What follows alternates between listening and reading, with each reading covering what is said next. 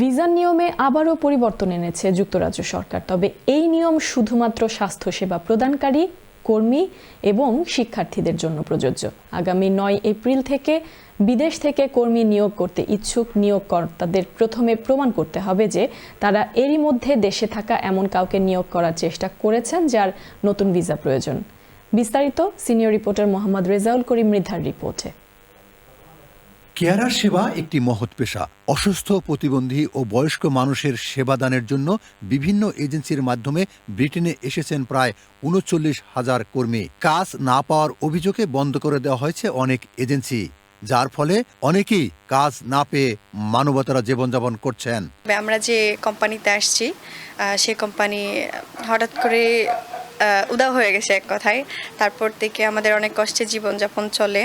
আমরা কাজ পাইনি, আমি এবং আমার হাজব্যান্ড। এই সরকার যে নিউজটা দিয়েছেন এটা যদি বাস্তবায়ন হয় তবে আমরা চাইবো যে আমাদের মতো অসহায় বা যারা আছি আমরা সেই সুযোগটা যেন আমাদেরকে দেওয়া হয়।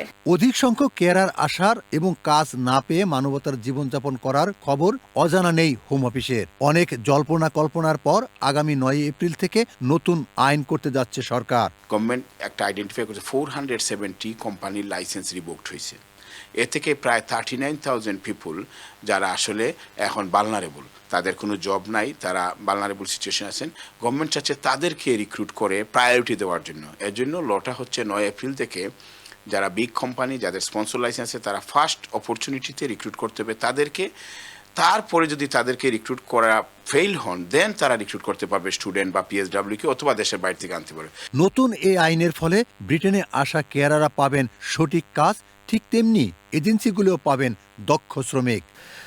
It is sad that people who have immigrated in the last 4 years in this country, some of them, I would say about a quarter of those people immigrated are jobless and they are really suffering.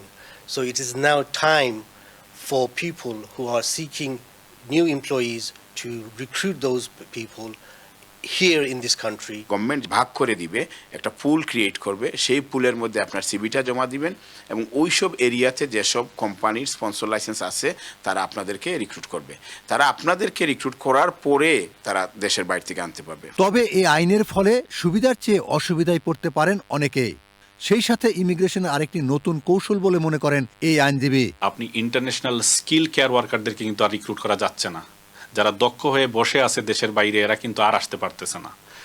আর এইখানে যারা আছেন এরাও কিন্তু যে আপনি recruited হয়ে যাবেন এইরকম কিছু না। তারা বলে দিছে পলিসি রিজনের মধ্যে অন্যতম একটা পলিসি হচ্ছে আমরা এই খাতে যে দুর্নীতিটা হয়েছে এই দুর্নীতির সংস্কারের উদ্দেশ্যে এই পলিসিটা নিয়ে আসছি। এই আইনের ফলে প্রতারণার হাত থেকে রেহাই পাবে এবং সুনির্দিষ্ট কাজের মাধ্যমে নতুন জীবন খুঁজে পাবে, এমনটাই বলছেন বিশেষজ্ঞরা। Mohammad Rezaul Karim Mridha, channel news, London.